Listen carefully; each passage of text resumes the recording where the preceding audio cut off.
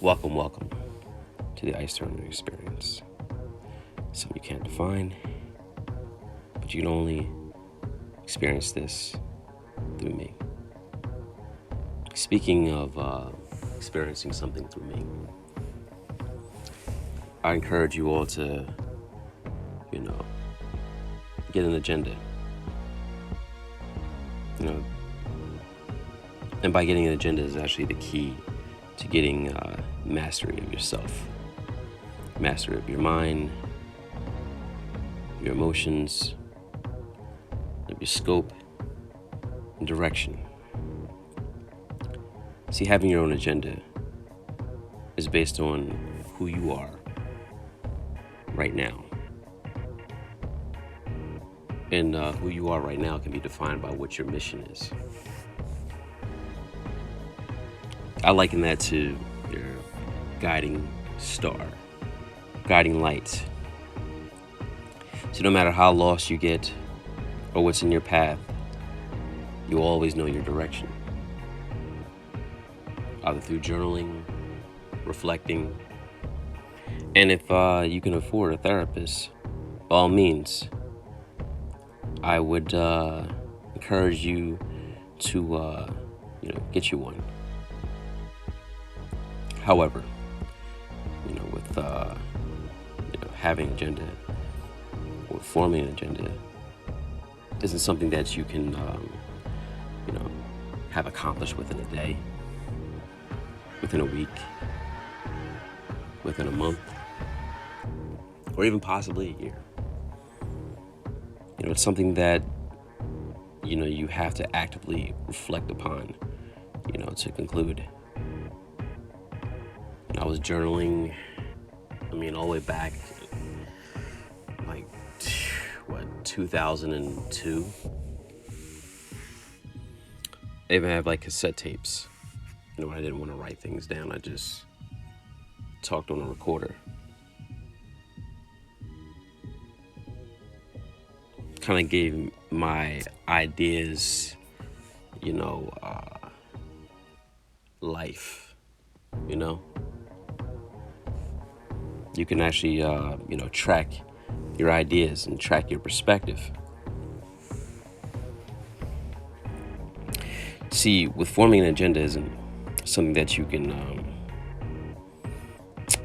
just have clear, off rip. It takes time to develop clarity.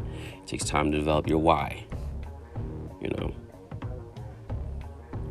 got to be able to know a thing before you do a thing. And, that has to be clear to you. That's part of self-care. A lot of people think it's other things. To a certain extent it is. But a major part of self-care is discovering, cultivating, and constantly remodifying your agenda. It's upon reflection. See, you have to take a long period of time off, right? From everything, from the noise, and really reflect on yourself. You got to reflect on yourself, from everything that's good about you to everything that's bad about you. Where you are now and how you got there. What steps would you like to improve in regards to yourself? And where do you see yourself in the future? Did you know once you get focused on, some of your goals, then you can actually start acquiring the external tools to get there?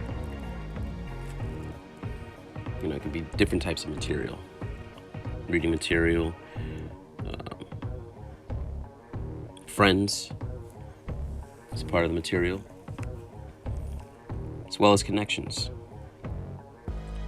See, but most of your tools you'll need to succeed are actually within you. So you've already taken the first step by asking the question, right? As you're listening, you're asking yourself these questions. And that's major. That's a major key right there. The reason why it's a major key, because this is when you learn to master your emotions. This is when you get to the point where you don't really care what other people think, because you're in control of your emotions. It becomes like a forced magnetic field, just making it easier to laugh at the attempts of, emotional people trying to bring you into their turmoil, to creating, something, devastating. As I said before, as the world turns, you remain still. See, controlling your emotions doesn't mean suppressing them. It means releasing them in a healthy way. Can I give you an example? Like with jealousy and envy. Remember I was talking about idols become rivals? You can actually remind yourself that you want to be you, but, a better version. A better version of yourself is a more defined version of yourself. And the more defined you are, the more stable you are. Purpose-driven life is a stable one. Matter of fact, you got to be you so others can be themselves. That's really part of it, is being unique, uncompromised. Now, without control, there will always be chaos. So you have to find ways to control your mind until it becomes automatic. What helps, you to be in control of you?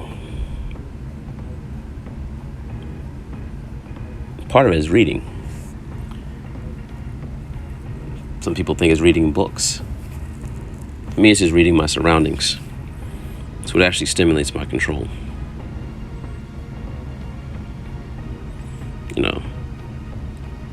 The more you practice that, the better you'll get at it. Now, when people talk about game, what is good game to you? We break down the acronym. My perspective, it's growth, ambition, motivation, and excellence. Now, to add to it, how many are gamers? Reading, growth, ambition, motivation, excellence, are reading your surroundings. 90% life, what's happening around you. 10% is how you respond. And 10% how you respond is based on 99% that's in your head. Because what's around you within that 90% is really just 1%, that reality. 99% is in your head. Going back to the control. Going back to self-care. Going back to self-mastery. Everything around you will change, but knowledge of self will always remain. And to have knowledge of self is mastery. But in order to have knowledge of self, you have to have what? Control. See, the more knowledge you have of yourself, the more control you are. Your emotions, of your mind, you become automatic.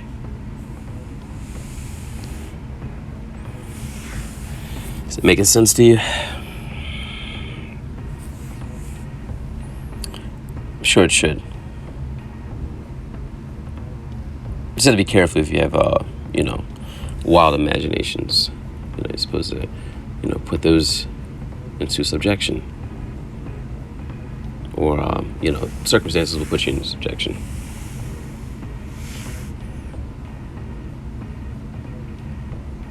Yeah. That all.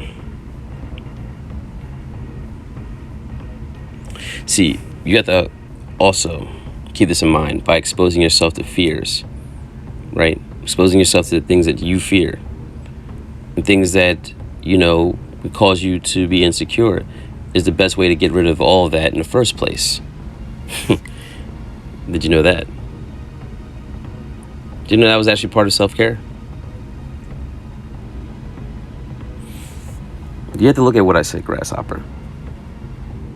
The point is to allow your emotions to flow in a more controlled manner. So the point of this exercise right here, this will makes your imagination or the images less wild and less chaotic. See, confidence isn't being extremely skilled or experienced. It's the belief that no matter what happens, you have the tools to handle it to the best of your ability. When you have a very firm belief in God, what do they call that? Faith. What about when it's yourself? Same thing. It's confidence.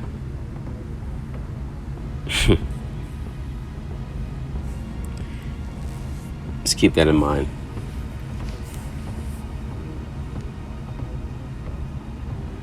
What's to keep in your mind? Your agenda.